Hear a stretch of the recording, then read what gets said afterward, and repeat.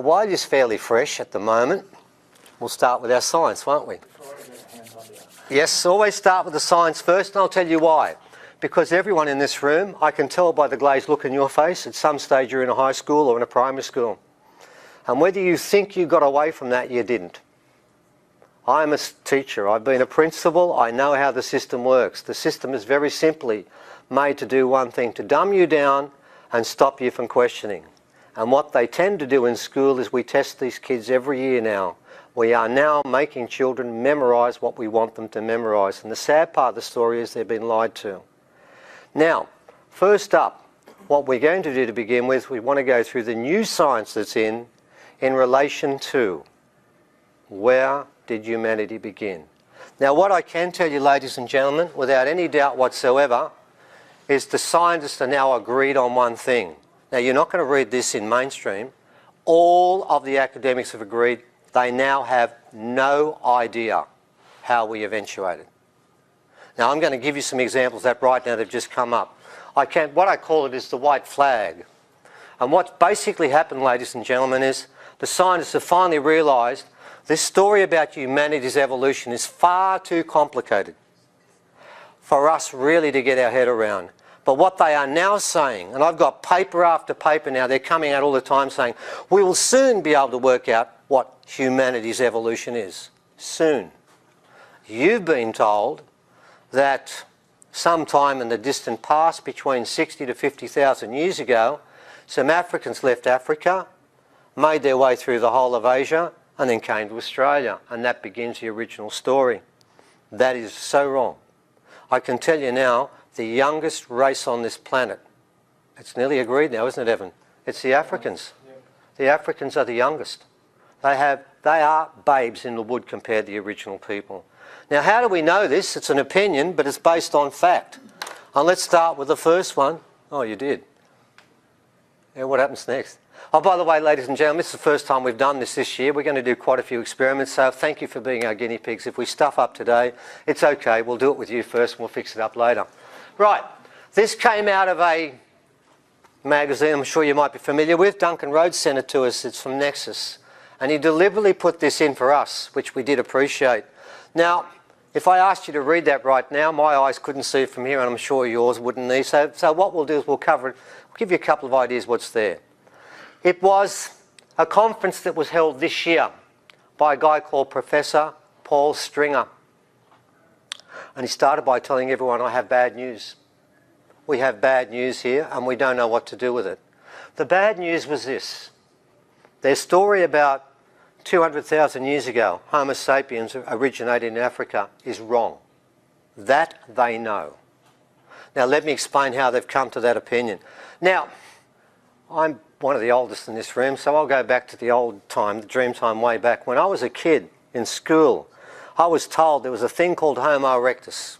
You probably have heard this story too. Walked around, we always drew him as being really hairy and bent over because that makes us feel more comfortable because everything behind us is stupid. Yeah, just trundling along, couldn't speak, and by the way, he doesn't have very good vocal cords, so they probably got that part right. But we knew very little about him. By the way, do you realise all the Homo erectus skeletons, if I laid them out, would fill these two tables here, and we haven't got a foot yet? So don't believe there's a lot of this around. There isn't much. Anyway, the story was Homo erectus, somewhere along, we've got the pictures with NASA, we're bent down like that, and one day Homo erectus turns into Homo sapien. And when I was there, we mentioned about this strange offsuit called Neanderthal, and my science teacher said, just ignore them, they just wander off in the corner. We won't worry about that. That's what we were told when we were kids, and maybe some of you guys were told that too. But it changed. It changed. Do you realise at the moment now that the count is now 15? 100,000 years ago, there were 15 different hominids walking around this countryside, around the world. Homo sapien were one of them.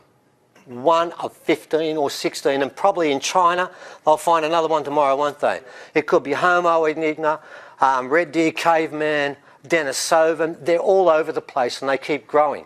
This whole story about humanity keeps growing and spreading in directions. Now, what they say now is this. Neanderthal, Denisovan, and all the others are the deviant hominids, you know, the lesser ones. And we, sapien, wise men, are the better ones. But we both came from a mummy, the same one. But here's the problem, ladies and gentlemen. Stringer said it's all wrong because they found what we call a Neanderthal, maybe even a primitive form of Neanderthal that was 400,000 years old. Now, every scientist said, well, that's a problem, because if that Neanderthal's 400,000 years old, the split hasn't taken place yet. It must be further back. And what this guy said, Stringer said, was, and he's the head of the London Museum, that the whole thing is wrong. He said Homo sapiens were wandering around the countryside between 100 to 400,000 years earlier than we thought.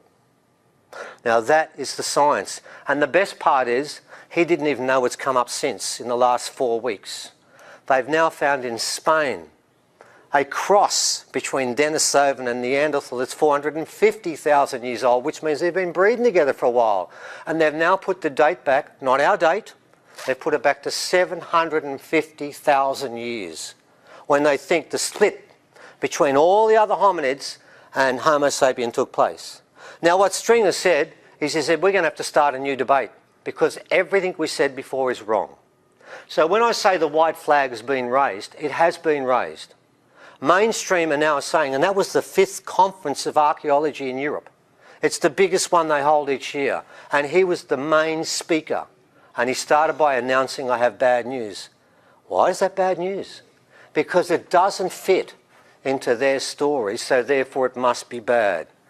Well, it gets worse, ladies and gentlemen. So what we now have, before we start this equation, I want to put that up first. When we talk about humanity, let's now start with a clean sheet. Because the story is, according to the academics, 750,000 years ago, we don't know who, we don't know where, until we find another hominid that'll be older, and we'll push it back further. That's the science. So that's number 1 on my list here, because we've got 12. After our 12 bits of science, then we get into some more interesting stuff. So off goes the white flag, they've waved it. Right, what have we done in Australia? No way, we're not waving any white flag here, are we, Evan? Not while the academics have got a show here. They're not going to wave any flag. They don't want to listen to this sort of stuff. This is rubbish for them. They know it's happened. And I'm going to talk about a place called Point Ritchie. And it was found by, who was it, Evan? Not paying attention, was he? Jim Bowler. No, too late. No, sorry, you had your chance. It was gone. We can't have these people waiting around all day. They've got to do 4 hours of this. No, you had to get that straight away. Now, Jim Bowler is the great defender of the out-of-Africa theory. If you find a site that's over 50,000 years, you say, no, it's not, it's 40, because it doesn't fit into out-of-Africa. Well, lo and behold, it was Bowler who found this site here. And they did really good science. Did it 3 times. And he got a date at Point Ritchie. Point Ritchie is in the bottom of Victoria, on the sea there, from Midden, 90,000 years old. This is not a radical idea for me. This is what they got. He announced that 3 years ago. Did anyone hear the announcement? It was a clever announcement, wasn't it? Yeah. Yes, it was very cleverly done. He went out the back of the corner, had one camera there and announced it and ran away, and that was it. It disappeared. What was fascinating was this. He said, yeah, look, my date at 90,000 is right. Now, I want you to think about this. Africans were supposed to get up the top 60,000 years ago, 30,000 years before they got there. And when they got there, being people from the sea, they spread around the coast. That's the story. And it took them 20,000 years to get down to the bottom of Victoria. So I have to add 20,000 on top of 90,000. That gives me 110,000. That's double the date they're supposed to be here. Bowler said, yes, but I need more evidence. I love it when they get one like that. Say, yeah, look, that's interesting, but I need more evidence. And if I had more evidence, I believe in it. Well, you know what Bowler's got? Probably the same problem I've got, isn't it, Evan? Yeah.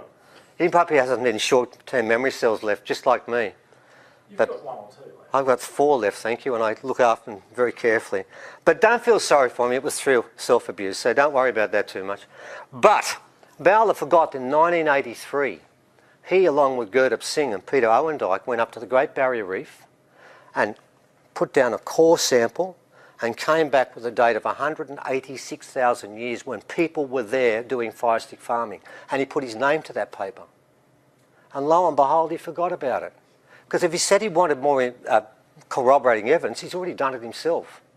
But the reality was, what he actually said was, I'm not going back to that site. I don't want to talk about it again because it doesn't fit. And ladies and gentlemen, this is what Australian archaeology is called. It doesn't fit. So there we've got Point Ritchie, a big problem because it doesn't fit. So now we know in Australia the 60,000 years is wrong. Now we know from the white flag, Africa is wrong. So who are we going to look for now? So now we know what we're going to do now, ladies and gentlemen, we're going to look.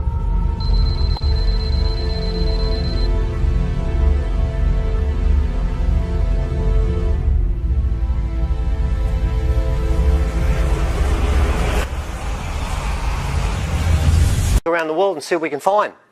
We're going to find out who was this race that started all this, because somebody did. And I can tell you now, and you'll find out soon enough, there's so much evidence coming in now where the Africans are not part of this game. They really aren't part of it. Next one, please, Evan. Well done. Okay. This picture, I might have shown this before, but we're going to do it differently today. This was taken in 1896 by a gentleman called Hermann Klatsch. He's a German anthropologist, and he came up with a novel idea in the university in Europe. It was called on-field anthropology. So what he decided to do, he invented the idea of going on, because before that, the archaeologists and the anthropologists would wait for stuff to be sent to them, and then they'd make a comment. They never went out and checked out the people. Klatsch came to Australia from 1904 to 1907 and lived here for 4 years up the top. He is as racist as the day is long, but he's got some amazing stuff we'll put in as we go through there. So we're going to include him. That was his picture. Now what he said was, he said, they look very Aboriginal. I don't have to convince you of that. I'm not going to sit here for half an hour to tell you that. That's pretty straightforward. But what we've now found since then, over to you, Evan, is we've done some genetic study on the Ainu. And Evan's going to read now from some work from Robert Lindsay, who's going to tell you what they found about the Ainu. This excellent piece on the genetics of the Ainu shows that they are in fact very different from Japanese, Koreans, Okinawans, Chinese, in fact all other East Asians. The best explanation for the Australianoid Ainu are the remains of ancient Northeast Asians before they transitioned to Mongoloids about 9,000 years ago. They are now seen as Australianoids and not as Caucasians. Okay, so they're now found genetically that the original people, the Ainu, are part Mongoloid and part Australian. Okay, so my question is, how did they get there? Because the original people aren't supposed to sell to other countries, but how did their genes end up there? They are up there.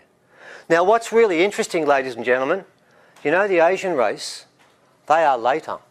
There was a race before them. The original people were through the whole of Asia. The whole of Asia. Klatsch made a comment, not about the Ainu, because he knew they were Australian. He made a comment about other groups, including the Mongoloid, who he claims are also original. So if we cross between the Ainu and the Mongoloid, they're both original. It comes out the same. If you would please, Evan.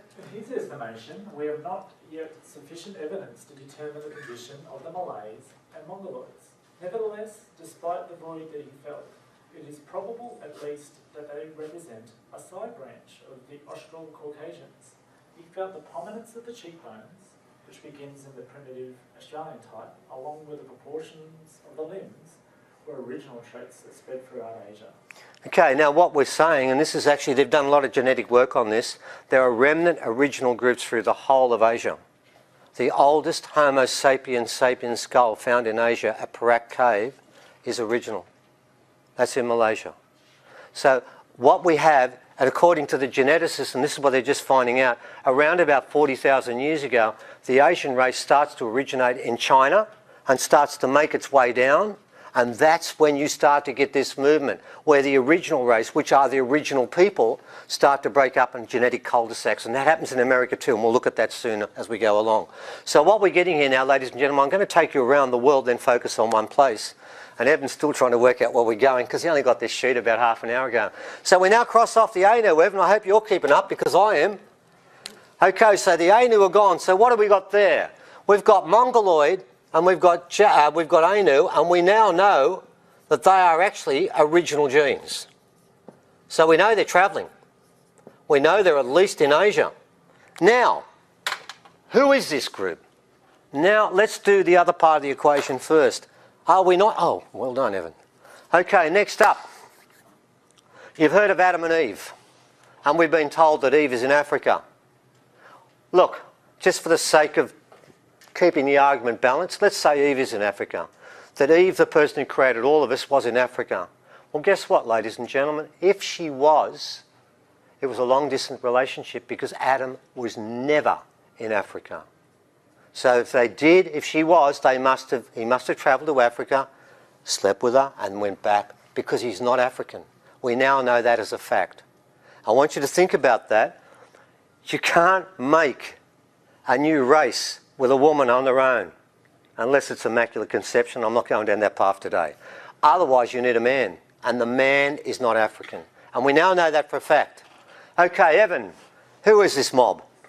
I love you get to say this first. Go on, tell them who it is.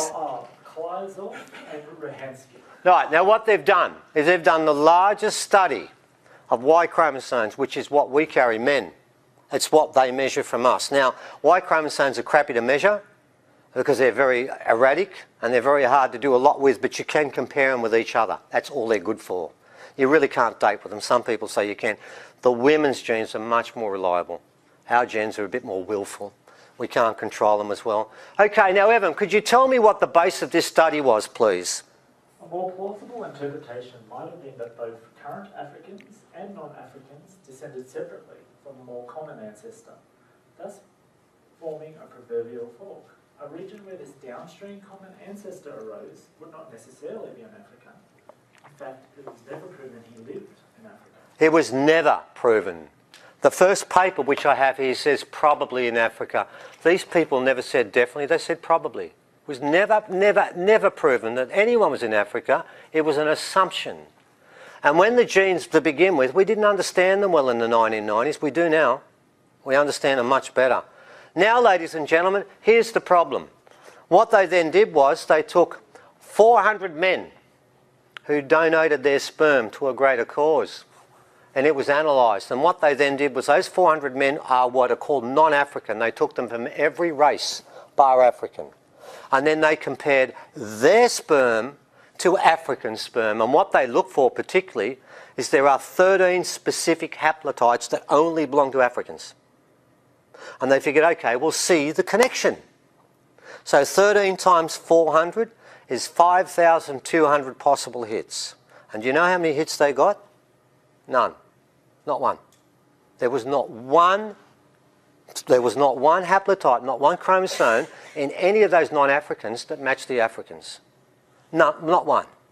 And that is why that map we've got up here has the African group as a separate line. 1, 2, 3. That's it. That's all they've got on their line. All of the line comes from there. Now remember, ladies and gentlemen, see that mark there? That is African. 128. That's as far as it goes, according to the Y chromosome. At 180, it has to be another race. Well, guess what? African's gone. You've only got 3 left. European, Asian, and original. It's got to be one of those 3. It can't be African. We know that as a fact. So wherever Adam was, I can tell you now, according to the Y chromosomes, and this, by the way, is called the walkthrough program. It was done with 6 universities. No one's challenged it. No one has written a paper against it. It is given as being scientifically correct. So what we now have is, I don't know where Adam came from, but he doesn't come from Africa. So we're going to look a bit further next. Whoa, what's this? It's the same thing. Oh, that's the 13 subclades. Okay, that's basically what I said. And if you want to see there are more. All of these here are not in any of those. It's actually done and dusted, ladies and gentlemen. Africa's out of it. You can't have the guy there. If he's not providing the sperm, you don't get babies. It's that simple. So let's move on. Evan, I don't know what the next one is. Oh, yes, I do. Oh, it's kissing cousins. That's right. Okay. So Dad is not African. Well, we better go and look around for someone else now because it's not there. So let's look around. The Denisovans. If I walk past that Denisovan in the street today, you know what I'd say? G'day. I wouldn't look upon him like Homo erectus or someone bending down like that. I kept looking at the reproductions of the Denisovan and I kept thinking, what's the difference? And I don't believe there is one, and I'll tell you why in a sec anyway. Okay, the Denisovans. If you looked in any book that was written last century, you wouldn't know they existed because we only discovered them 12 years ago. We didn't know they existed. They're now considered to be as prevalent as Neanderthal. How much do we know about our archaeology? They are everywhere. We found them all over the place. Russia, Spain, the whole of Eurasia. Siberia, the whole thing. They're spread through the whole of the continent. Now here's the interesting part of the equation, ladies and gentlemen. We have found Denisovans in Spain that are dated at 500,000 years, and we found Denisovans in Siberia that are dated in 16,000 years. They've been around for a long, long, long time. And you know what's really interesting is there's one race on this planet that has a massive crossover in genes. It has the highest crossover of any hominid on the planet for any humans. The original people have up to 6% of their genes today that is Denisovan. It's not Homo sapiens sapien. Which means that means over 1/20th of their genetic pattern is not Homo sapien pattern. So would I call them Homo sapiens sapien? I wouldn't. And to add to that point, ladies and gentlemen, my gene pattern, I'm 4.7. I'm nearly 5% non-sapien sapien. All original people have between 4 to 6% Denisovan. Here's my problem. The Denisovans have been around for 500,000 years and their closest relations are the original people only supposed to be here for 50,000 years. Do the maths. And the best part is they were never in Australia. Now when they found a finger of a Denisovan woman that was 30 to 40,000 years old and they found 6% mitochondrial DNA, which is exactly the same as the Aboriginals, you know what they said? Oh, well, the Denisovans must have sailed to Australia. They're making up as they go along, because you read the books, they'll tell you only Homo sapiens sapien can sail books to other countries. That's what every book says. So when this happens, they make up a news story and says, oh, well, we've got one group that's Denisovan and one group's Homo sapiens sapien, the original people. So which group sails? The Denisovans, because they don't want the original people to go outside the country, but they did. And I've got to make a point. For me to have 4.7% Denisovan genes today, one of my ancestors was a kissing cousin with the Denisovans. It wasn't shaking hands, it was a lot more than that. They were familiar in every sense, and in the biblical sense too. These two groups, and remember again, the Denisovans have never been to Australia.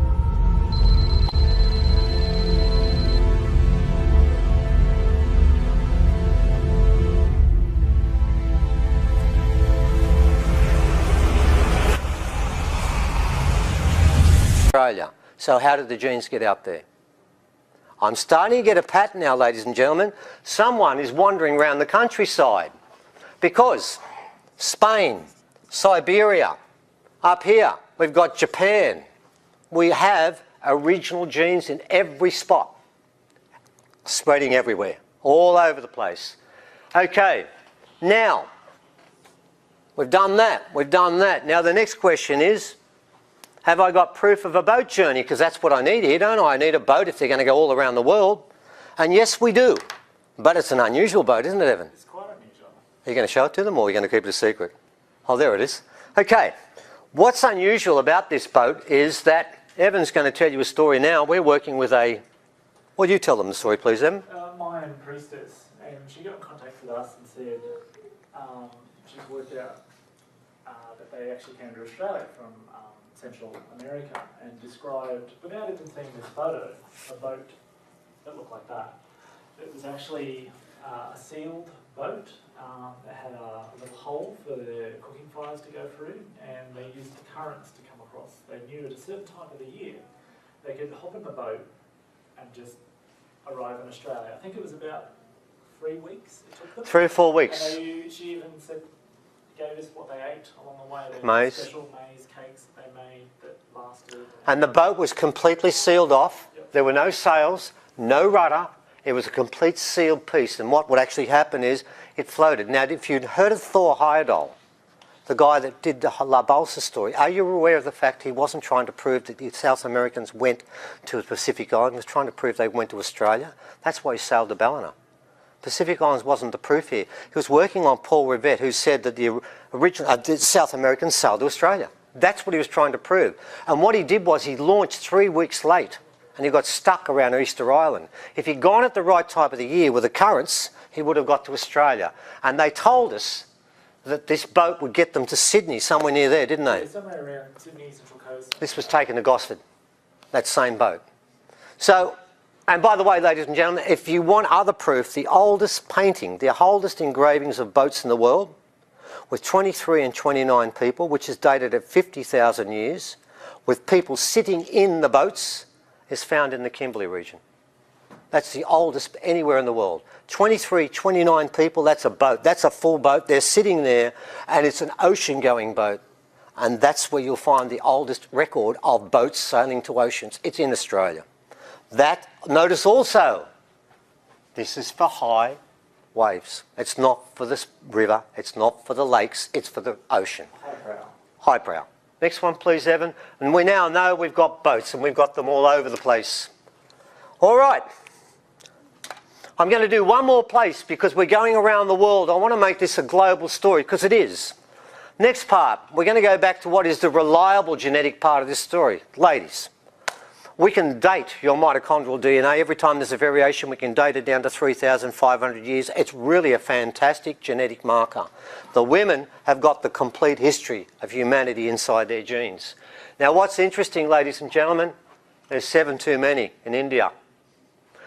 2 years ago, Dr. Rao and the Indian government did a mitochondrial survey of the southern part of India, the bush people, not the Andaman Island, who are so Aboriginal it's not funny. You don't even have to worry about them. They are original people. And what they found is people alive today in India that have, and there are 7, of the 926 people they surveyed, 7 have complete original mitochondrial DNA signatures. They're not Indian. They are still, to this day, original people living in India. I'm not saying that those 2 there are the ones they sampled, but they're common pictures. In fact, Duncan Rhodes gave us those pictures, didn't he? Oh, David Jones. Sorry, I get them mixed up sometime. Yeah, that's an original person. If I showed you that to people in Anungu, they'd say that's one of my... In fact, actually an Anungu person said that's one of my relations. It's not. Well, it is. It is one of their relations, but by distance. There's a linguistic connection as well. Yes. If you were to speak Dravidian and speak Tasmanian original, you could actually communicate. They have all exactly the same pronouns, same words for everything, same grammatic structure. It's well known. The Tasmanian language is basically Dravidian, or should I say, the Dravidian language is basically Tasmanian, other way around. So this contact is all over the country. Okay, moving along for our science lesson. I've nearly lost one person, 17, moving along. Okay, now you want proper, fair income proof. Here it is. And again, ladies and gentlemen, this went around the world and it was in one mainstream TV show, was mentioned once, and I didn't even see it in the Sydney Morning Herald. There is a beautiful conspiracy of silence. If something turns up that doesn't fit, let's not talk about it and it will go away. Works for the ostrich. Okay, 22 tribes. What's this story about? What it is, this has been going on for 5 years. They had about 7 universities. Have you heard of Harvard? That's one of the main people there. David Reich was involved, that wasn't he? The head of Harvard. These are the top universities in the world that got together, and what they wanted to do was to solve the problem. Where did the American people come from? So what they did was this. They went into the Amazonian jungle in here, and they looked for 22 tribes, and they're called the Tupu and the Gi-speaking. They are a combination of those 2 tribes, and what's beautiful about these tribes is they have nothing to do with anyone else. They marry within the 22 tribes and they do not marry outside. So the researchers thought, well, this is the place to go because you've got a clean pool that hasn't been tainted. And if we do mitochondrial survey on this, we'll find out where the American people come from. And I've got to tell you, the comment they wrote was, we tried so hard to make this result go away, but every time we did, it got stronger. They don't understand it. It's confusing. And what's confusing is the closest relationship to the Tupu and Gi-speaking people is Australia and Papua New Guinea. The people in Argentina, nowhere near it. All around South America, nothing to do with them. They are not related. Why? Because they kept separate and they kept the original gene bank. It was never tainted. And they now, their closest relations are Papua New Guinea. By the way, until 8,000 years ago, Papua New Guinea was part of Australia. It's called Sahul, and Australia. And of course, the other group that is the same, Andaman Islands, of course, because they're original anyway. They are their relations. They are the people they're closest to. Which means, ladies and gentlemen, as all the researchers said, we thought it was one founding population. We're wrong. There were two founding populations in America, and guess who went first? The original people. Their boats are all over the Indo-Pacific region. That's what we're trying to take you through today. Now, what these guys are trying to work out is how this happened. All they will tell you is we don't know whether the Amerindians came first or the original people came first, but one of them did. Well, we do know which one came first because what they didn't mention is that in South America, Dr. Walter Neves has 55 skulls, doesn't he, Evan? And they're all original. And they're getting dates of 25, 28 and 32,000. Now remember, the Amerindians got there 12 to 15,000 years ago. Any date past that is original. And there are dates in America right now we're getting of 500,000 years, 1.3 million years, and there's one place at Lake Valsequillo where there are 8 dates that go between 250 to 660,000 years. The original people were there a long, long time ago. That's what we're finding there. And how do we know that's true? Because the DNA tells me that. You see, everything I'm telling you now is from the top scientists in the world. And it's floating all around the place, but people don't put it together. So what we now know is they've been to Japan. They've been through Asia. They've been up to Siberia. They've been to Spain. And now we've got them over here in India. And now we've definitely got them in the US. They're the rules. Now, ladies and gentlemen, now what we're going to do is let's do the country we think has the closest link to the original people. That's America. The Amerindian people, the Hopi, the Navajo. They're the people the closest. And let's look at the story there. Now, let's look at this group, the Paraque. Now, this is the beauty of this. Do you realise there were at least, when the Spanish got there, there were 4 different Aboriginal tribes still living in America. 4 when the Spanish got there. We've still got one now, haven't we? We've got the mob in the Amazon. They're still alive. This mob here are quite an interesting group. They're called the Paraque. And according to Sylvia Gonzalez, she's looked at the skulls of all of them, and all the heads are original. And they're Penon woman, what's she, 25,000 years? Yeah, something like that. Well, they've got a date of 25,000 years for Penon woman now.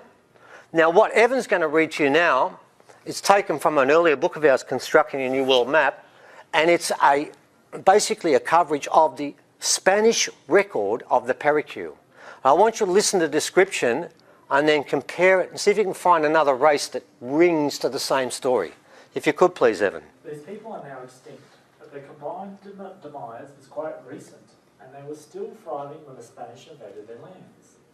Their written accounts depicted a nomadic society of seafaring people coping extremely well and showed no signs of stress or oppression from the neighbouring tribes. The Paraque exhibit an aversion towards any activity that necessitated leaving the earth upturned and exposed, and left no trace of agricultural practices. In keeping with the traditions of the dreaming, the hierarchy and the positions of leadership were not discriminated through gender and control. Went mostly to the males, but occasionally positions of leadership were also held by women.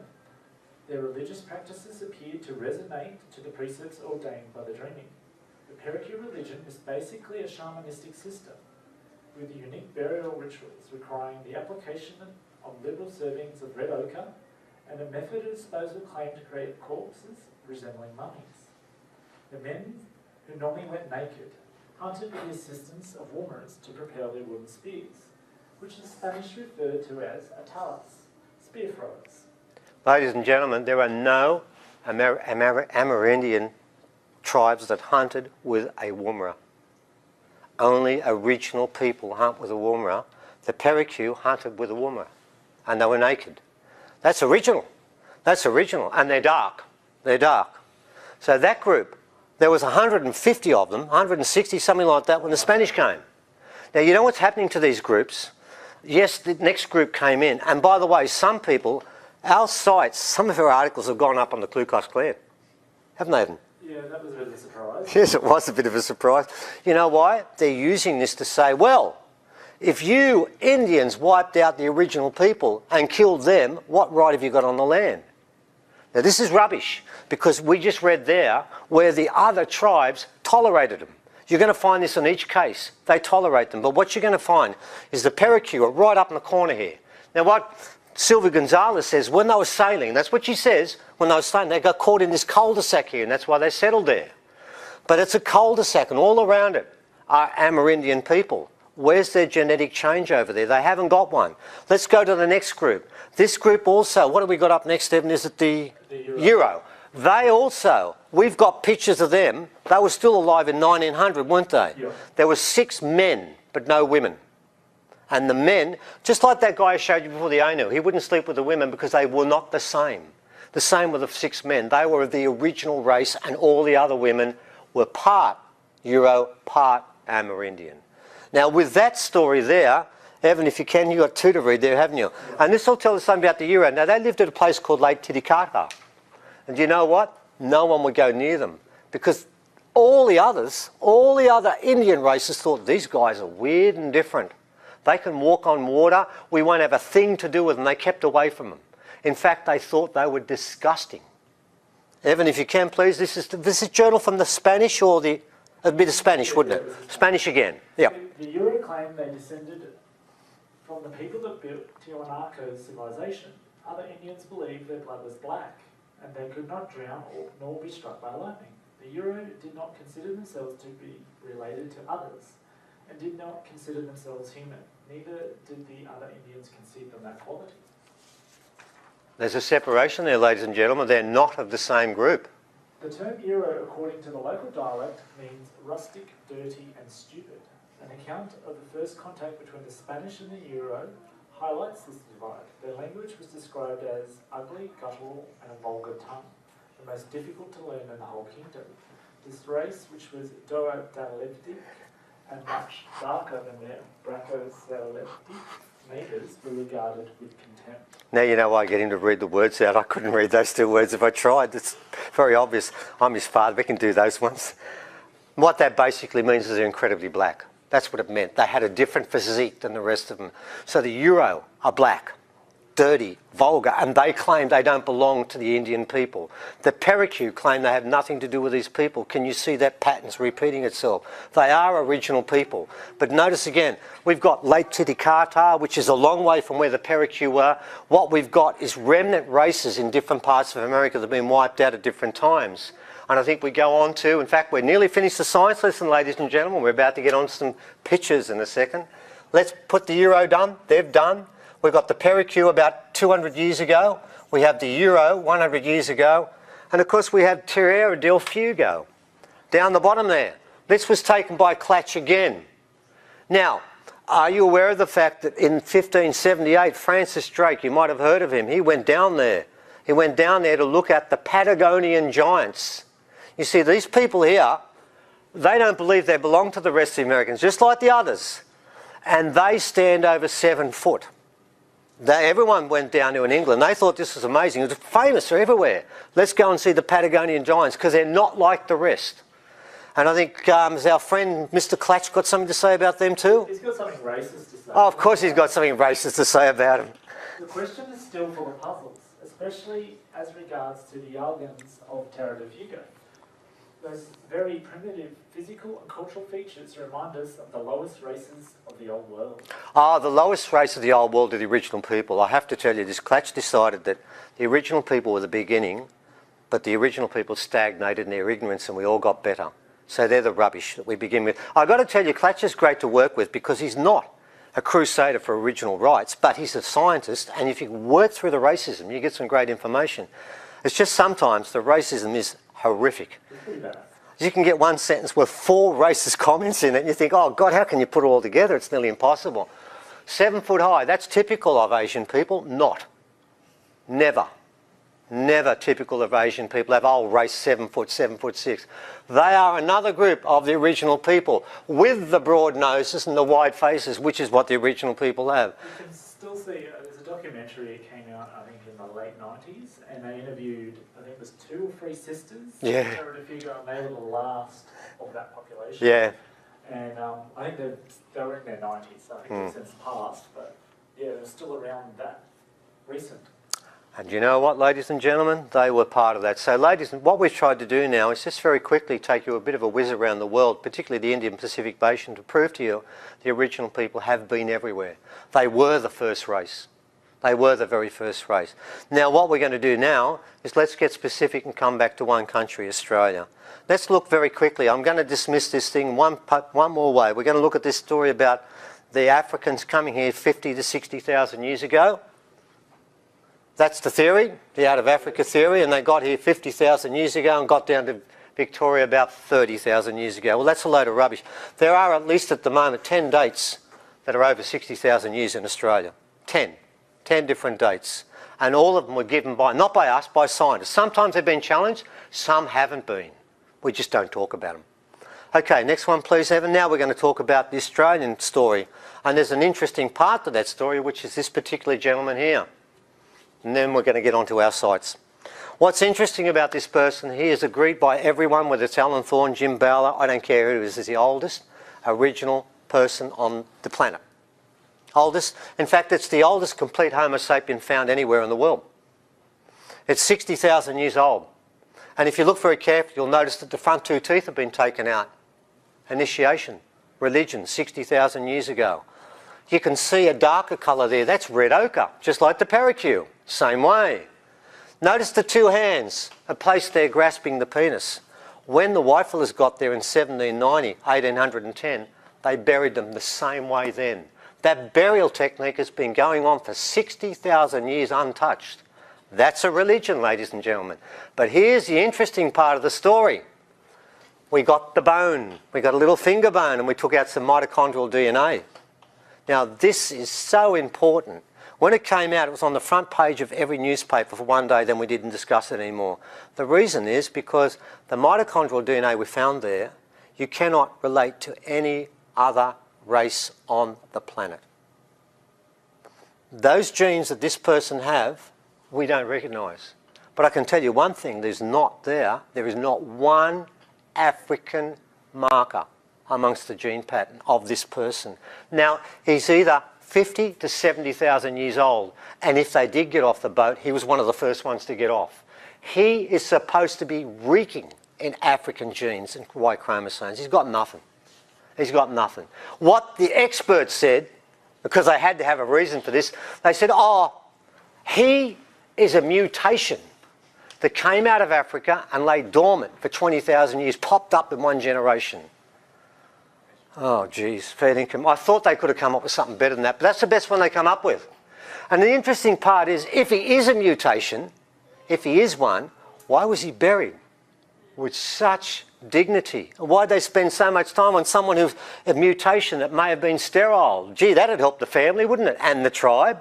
No contribution whatsoever, so we treat him like a god.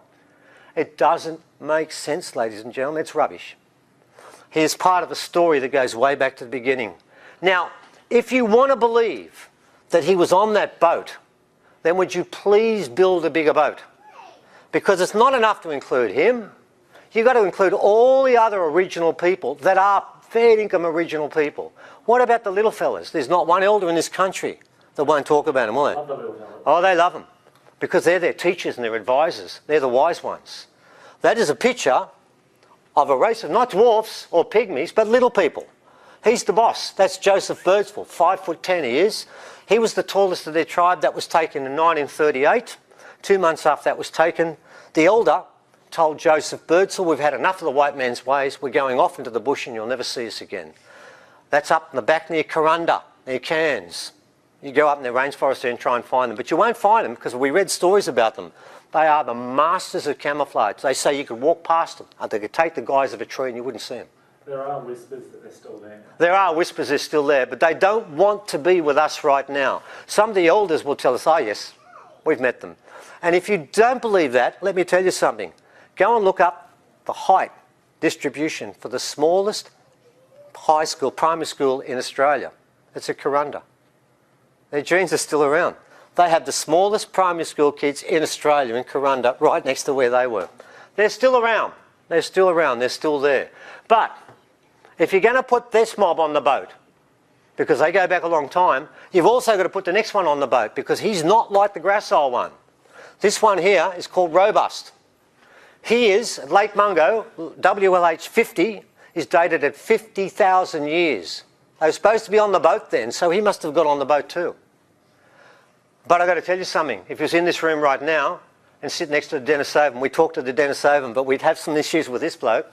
His forehead floats back like that. Temple bone. Yours is 3 mil. His is 18 mils thick. Taurus goes all the way across. Bone of the jaw is 50% bigger. This bone here is 50% wider. You hit him in the head with your hand and you'll break your hand and he'll just smile at you. And here's the interesting part. Brain capacity, 1540 cc. You and I, 1300 cc. He's not an idiot. We've got 81% of the brain capacity of what he's got. This guy was alive from 50,000 years to 6,000 years. We've got him all over the place. And you know what's interesting? We went to Cow Swamp where there are 82 buried robust men. No Grassols, just robust. They kept separate. So how did they get on the boat? Well, we've got a boat. If they came to Australia, I've got the Grassols from Lake Mungo. I need 20. You need 20 to start a population without inbreeding. But I need 20 little people. Then I need 20 of this mob. I now have a boat that's got to take no less than 60 people. And it was sailing around here 60,000 years ago? No, didn't happen. They were already here. These are all variations from way back. Now, we're now going to go to the last part of the story, which is the admission of error. And what that is, ladies and gentlemen, is that the people who wrote the paper that said it's out of Africa, that's Alan Wilson and Rebecca Cann, both recanted within 10 years. And both of them said, we got it wrong, it was Australia. Both of them. That's the paper the whole out of Africa story comes out of. Cann and Wilson both said, no, it's Australia. And what they both did was said this. Cann found this, and this is very important. Cann said she studied 126 vials of blood from 26 tribes and 10 vials of blood from the Australian Aboriginal people. That's not many, but that's okay, we'll get there. And what she found was the original people started at least 400,000 years ago from, and here's where it gets interesting, 2 lineages. 2. Now this is where we're going to start to walk away from mainstream science. Now I know one of the images, one of the 2 lineages is hominid. The second one, we might have to look somewhere else for that. We'll get to that later. Wilson was the main person who wrote this paper, and he was the founding professor who's now died. He came to Australia when he found out what Cann did, and he sampled 31 vials of full descent blood. And you know what he found? He found a mutation rate. He found that there were 22 different strands of blood amongst 31 women, which means there was a 70% mutation rate. Africans have 4%, Europeans 5%, Asians about 7%. We've got 70% here, which means we've got the largest mutation rate of any race on the planet, which means the original people are the oldest. That's given. That is what both these two have both said. They both said this is wrong. So ladies and gentlemen, let's finish our science lesson, because we could actually do this for the next 3 hours, couldn't we? One more quote left. Oh, have we? It's What? a summary quote. Whose is it? It's on the back cover. Oh, jeez. The author leaves- As I said before, we're doing this, we're making this up for the first time. We changed the whole thing. If there are any mistakes made, it's his fault. Yeah, it's wonderful. That's why we have children, by the way. When you get older, you realise this. We keep children so first we can blame them when we make mistakes, and we forget things. You can tell us where I'm up to. So, okay, this is a quote that sums up basically what you've told it. And of course, we always finish, and I would have remembered, instead of embarrassing me like that, I would have remembered to finish with that. We always finish by asking the elders, what have they got to say? And this quote tells us what the elders say about how they came about. They say we've been here for 60,000 years, but it is much longer. We've been here Since the time before time began, we have come directly out of the dream time of the great creative ancestors. We have lived and kept the earth as it was on the first day. All other peoples of the world come from us. One thing I want to tell you with the great creative ancestors, can I remind you, the great creative ancestors are never called gods. They're called sky heroes in this country. Do not call them gods because that's a word you brought in from somewhere else. They are called sky heroes. They come from the sky. We'll talk more about this as we go along because that part of the equation I'm sure you're quite interested in. Oh my God, we finished, have we? Right, science is out. We've done lesson 1, thank God for that.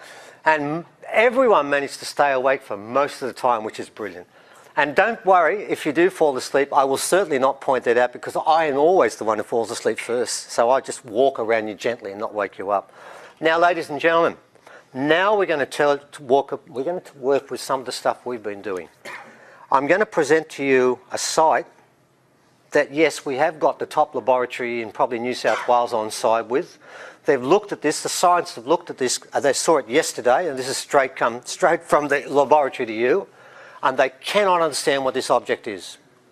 They have agreed they're going to close the lab down for next Friday. They're going to put everyone on this particular object to try and find out what it is, and regardless of what mainstream thinks, they're going to put the papers out anyway. So this may actually end up getting into mainstream for the first time because we've got a university and the top laboratory in probably the country on side with us. So let's have a look at this particular unusual relic. Here it is here.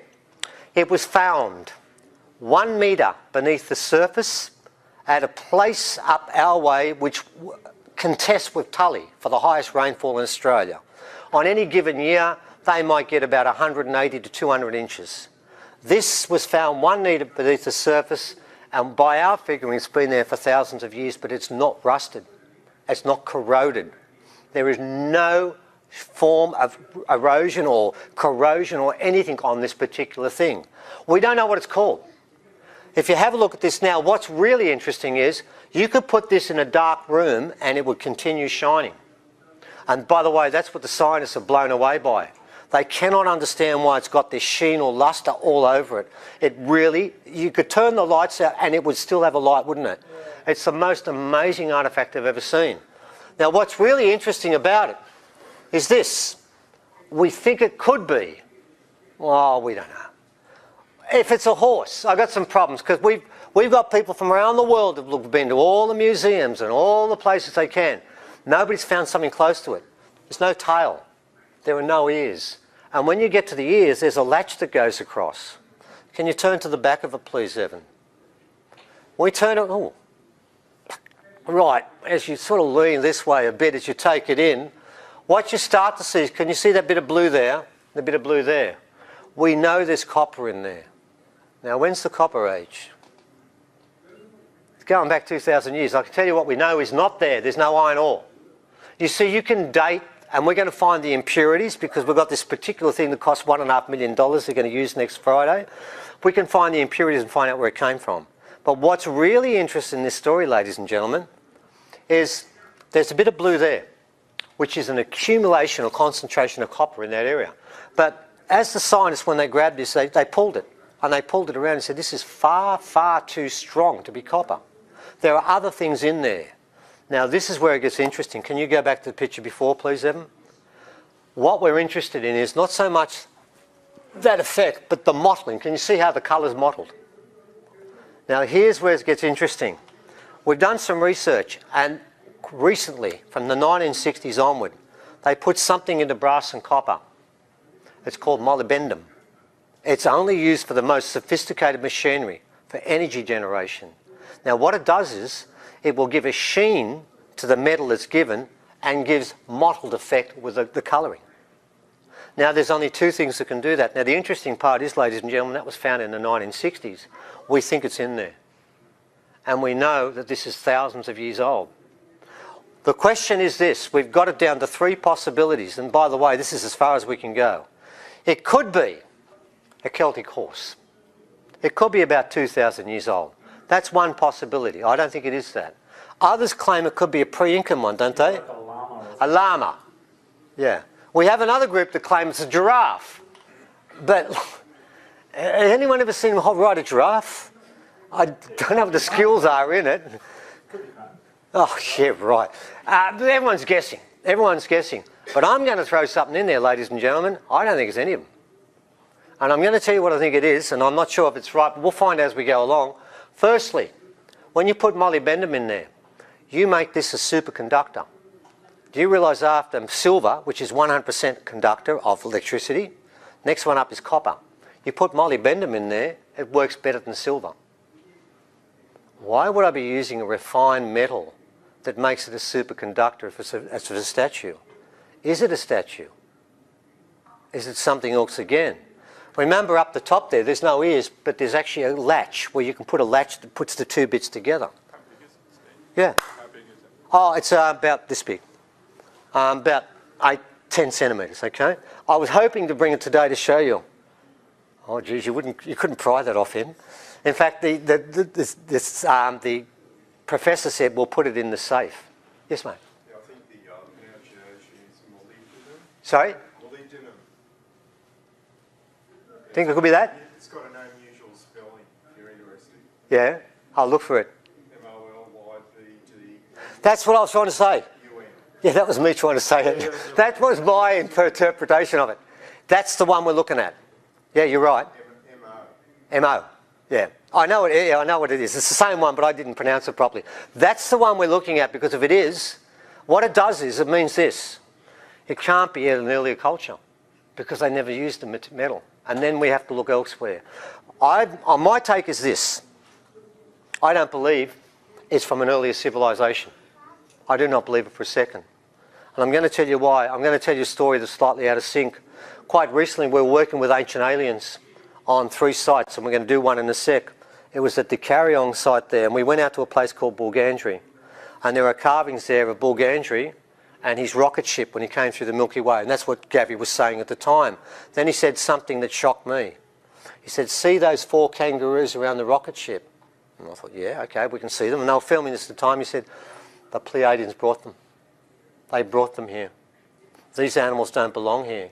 They were brought here. Hey, they can bring their genes here. Why can't they bring their pets with them? There's no reason why they can't. Some people say the Syrians brought lions. Well, that's what Gavi said.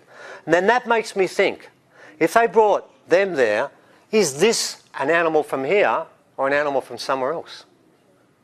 We don't know yet. I'm inclined to think at the moment, if it's a superconductor, this is not a statue, but it's some form of, it's some battery or something like that, and this has not come from the Earth. But we'll wait and see. And that's why the people in Southern Cross Union have got so excited, because they've looked at this and they've held it and they said, this doesn't make any sense. We don't understand what's in this metal. I would have loved to have had the report today, but I'll have it next week. And what I will do is I'll send it to you, Mariana. I'll send it out. You can send it out. So you will get the scientific report. They've agreed that everything we put we'll put up publicly, and I'll send it to you first when we get it. So I do apologise for not bringing it now, but you can read about it. And we'll have it done next Friday when we go through this. Oh, ladies and gentlemen, by the way, see that piece of... We didn't get a full picture of it. It's about this big. And it goes all the way along there. It's got a blade like that. It was found alongside there. Now, the reason I've put that picture in is very simply because of this. Hunter-gatherers do not carry blades this big that weigh 5 kilos. You don't do that. If you are farming and you were digging things up, yes. But that's the largest axe head in Australia. It's way too big. It is actually this big. And it was found right next to that other thing. And I'm thinking, oh, there's something going on here that doesn't make sense. So, ladies and gentlemen, keep your eyes on that. Artefact with an I. That's American spelling, Evan. Sorry, I couldn't help that. Spell check. Spell check, yes. Okay, so ladies and gentlemen, keep an eye on that one. We think that might be the first one that's going to get into mainstream, because we've now got probably the second, if not the second top laboratory in the country backing this, and they're using machinery together. Well, I think it cost about $2 million, and it's all ready to go next Friday.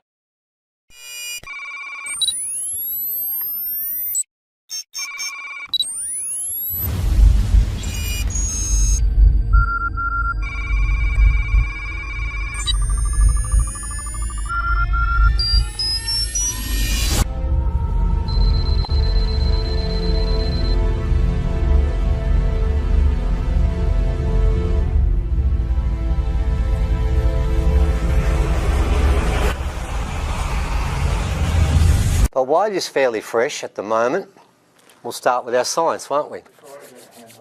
Yes, always start with the science first, and I'll tell you why.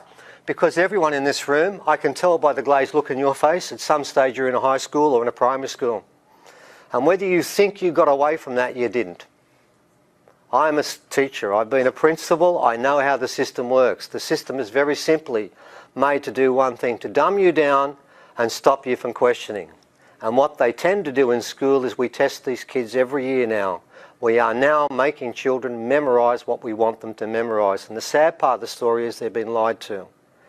Now, first up, what we're going to do to begin with, we want to go through the new science that's in relation to where did humanity begin. Now, what I can tell you, ladies and gentlemen, without any doubt whatsoever, is the scientists are now agreed on one thing. Now, you're not going to read this in mainstream. All of the academics have agreed they now have no idea how we eventuated. Now, I'm going to give you some examples that right now they've just come up. What I call it is the white flag. And what's basically happened, ladies and gentlemen, is the scientists have finally realised this story about humanity's evolution is far too complicated for us really to get our head around. But what they are now saying, and I've got paper after paper now, they're coming out all the time saying, we will soon be able to work out what humanity's evolution is. Soon. You've been told that sometime in the distant past, between 60 to 50,000 years ago, some Africans left Africa, made their way through the whole of Asia, and then came to Australia. And that begins the original story. That is so wrong. I can tell you now, the youngest race on this planet, it's nearly agreed now, isn't it, Evan? It's the Africans. The Africans are the youngest. They are babes in the wood compared to the original people. Now, how do we know this? It's an opinion, but it's based on fact. And let's start with the first one. Oh, you did. Yeah, what happens next? Oh, by the way, ladies and gentlemen, this is the first time we've done this year. We're going to do quite a few experiments, so thank you for being our guinea pigs. If we stuff up today, it's okay. We'll do it with you first and we'll fix it up later. Right, this came out of a magazine I'm sure you might be familiar with. Duncan Rhodes sent it to us. It's from Nexus. And he deliberately put this in for us, which we did appreciate. Now, if I asked you to read that right now, my eyes couldn't see it from here, and I'm sure yours wouldn't either. So what we'll do is we'll cover it. We'll give you a couple of ideas what's there. It was a conference that was held this year by a guy called Professor Paul Stringer. And he started by telling everyone, I have bad news. We have bad news here and we don't know what to do with it. The bad news was this. Their story about 200,000 years ago, Homo sapiens are now 15. 100,000 years ago, there were 15 different hominids walking around this countryside, around the world. Homo sapien were one of them. One of 15 or 16, and probably in China, they'll find another one tomorrow, won't they? It could be Homo erectus, Red Deer Caveman, Denisovan. They're all over the place and they keep growing. This whole story about humanity keeps growing and spreading in directions. Now, what they say now is this. Neanderthal, Denisovan, and all the others are the deviant hominids, you know, the lesser ones. And we, sapien, wise men, are the better ones. But we both came from a mummy, the same one. But here's the problem, ladies and gentlemen. Stringer said it's all wrong because they found what we called a Neanderthal, maybe even a primitive form of Neanderthal that was 400,000 years old. Now, every scientist said, well, that's a problem because if that Neanderthal's 400,000 years old, the split hasn't taken place yet. It must be further back. And what this guy said, Stringer, originated in Africa, is wrong. That they know. Now let me explain how they've come to that opinion. Now, I'm one of the oldest in this room, so I'll go back to the old time, the dream time way back. When I was a kid in school, I was told there was a thing called Homo erectus. You probably have heard this story too. Walked around. We always drew him as being really hairy and bent over because that makes us feel more comfortable because everything behind us is stupid. Trundling along. Yeah, just trundling along. Couldn't speak. And by the way, he doesn't have very good vocal cords, so they probably got that part right. But we knew very little about him. By the way, do realise all the Homo erectus skeletons, if I laid them out, would fill these two tables here, and we haven't got a foot yet? So don't believe there's a lot of this around. There isn't much. Anyway, the story was Homo erectus, somewhere along, we've got the pictures with NASA, we're bent down like that, and one day Homo erectus turns into Homo sapien. And when I was there, we mentioned about this strange offsuit called Neanderthal, and my science teacher said, just ignore them, they just wander off in the corner. We won't worry about that. That's what we were told when we were kids, and maybe some of you guys were told that too. But it changed. It changed. Do you realise at the moment now that the count is now